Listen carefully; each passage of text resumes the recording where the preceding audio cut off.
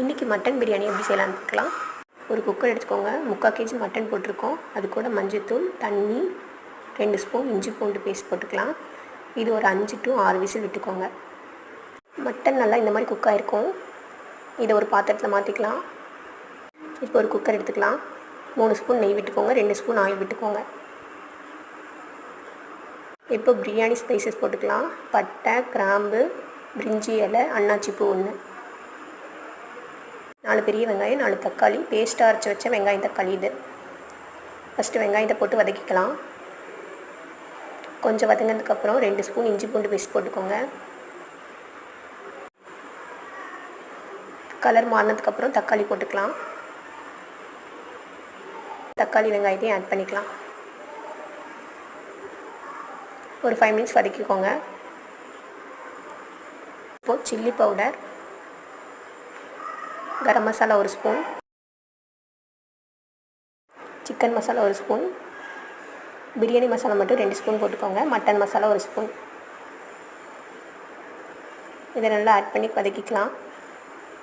இப்போ ஒரு மிக்ஸி ஜாரில் கொஞ்சமாக புதினா, கொத்தமல்லி, கருவேப்பிலை கொஞ்சம், இது எல்லாத்தையும் போட்டு தண்ணி ஆட் பண்ணி அரைச்சிக்கோங்க.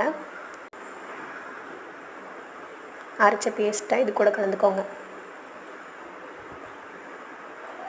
ஒரு 5 மினிட்ஸ் நல்லா வதக்கிக்கோங்க. நாங்கள் இன்றைக்கி 3 டம்ளர் அரிசி போட்டிருக்கோம். அதுக்கு இந்த டம்ளரில் 3 டம்ளர் தண்ணி ஊற்றிக்கிட்டோம். மட்டன் வேக வச்ச தண்ணி 2 டம்ளர் இருந்தது, அதை ஊற்றிக்கிட்டு நார்மல் வாட்டர் 1 டம்ளர் ஊற்றிக்கிட்டோம்.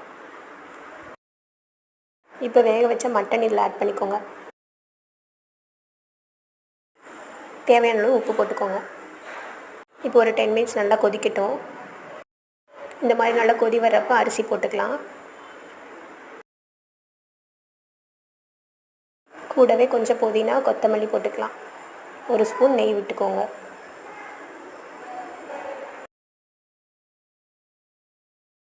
நல்லா இந்த மாதிரி கொதி வர டைமில் மூடி போட்டு 2 விசில் விட்டுக்கோங்க. எங்கள் வீட்டில் நாங்கள் இப்படி தான் மட்டன் பிரியாணி செய்வோம். உங்கள் வீட்டில் நீங்கள் எப்படி செய்வீங்கன்னு கண்டிப்பாக கமெண்ட் பண்ணுங்கள். நம்ம சேனலை மறக்காமல் சப்ஸ்கிரைப் பண்ணிக்கோங்க.